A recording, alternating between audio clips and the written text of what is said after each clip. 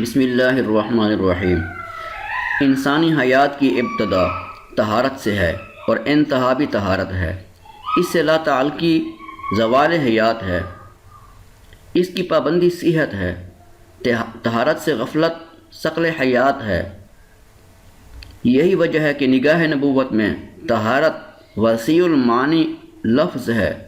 اس لیے رسول اللہ صلی اللہ علیہ وسلم نے طہارت کو نصف ایمان قرار دیا ہے، جیسا کہ ارشاد فرمایا، صفائی یعنی پاکیزگی نصف ایمان ہے۔ یاد رہے کہ ایمان کا تعلق انسان کے قول سے بھی ہے، انسان ایمان سے ہے اور ایمان انسان سے ہے۔ طہارت و پاکیزگی کو ایمان کا حصہ فرمایا ہے۔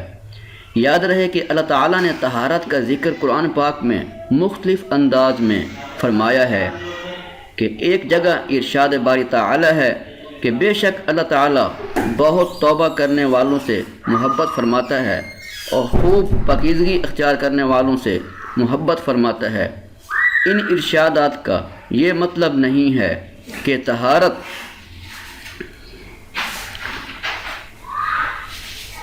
و پاکی کا تعلق صرف بدن اور کپڑوں سے ہے، بلکہ حقیقت میں اس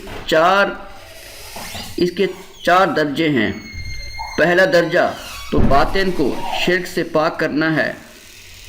اس سے مقصود یہ ہے کہ جب دل شرک سے پاک ہوگا تو تب ہی وہ اللہ تعالیٰ کے ساتھ منسلک ہوگا، اور یہی کلمہ طیبہ لا الہ الا اللہ کی حقیقت ہے۔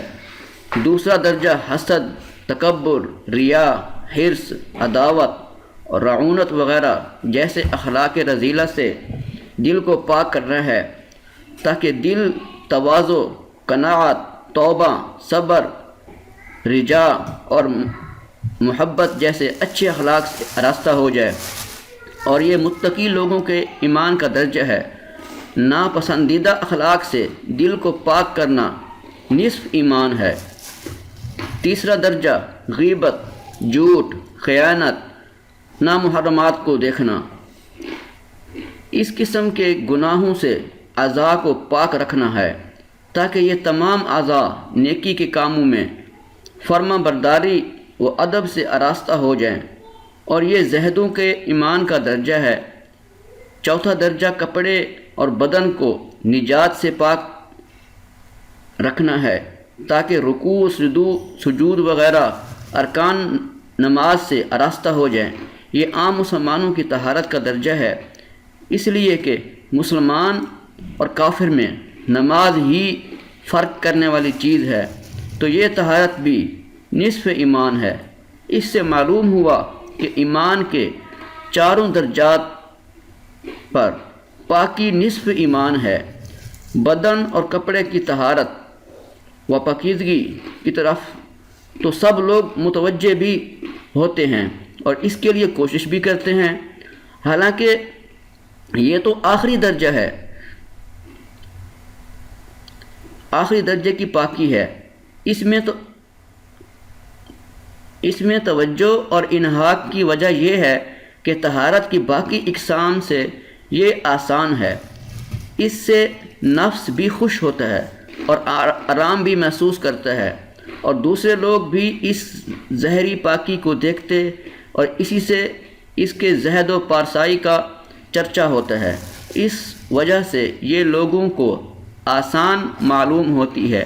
لیکن جہاں تک حسد و ریا، حب دنیا سے دل کو پاک کرنے اور گناہوں سے بدن کو صاف کرنے کا تعلق ہے، اس میں نفس کا کچھ حصہ نہیں، یعنی اس میں نفس کو لطف نہیں ملتا اور نہ ہی خود مخلوق کی نگاہ اس پر پڑتی ہے۔ اس کے علاوہ فقہا کے مطابق ناپاک کپڑوں میں سونے کو درست فرمایا گیا ہے، یعنی بندہ ناپاک کپڑوں میں سو سکتا ہے۔ اس میں کراہت بتائی گئی ہے، یعنی یہ ناپسندیدہ عمل ہے اور طہارت کے تقاضوں کے خلاف ہے، اس لیے چاہیے کہ ایسا کرنے سے اجتناب کیا جائے۔ اللہ تعالی ہمیں دین کی سمجھ نصیب فرمائے اور اس کے مطابق زندگی بسر کرنے کی توفیق عطا فرمائے، آمین۔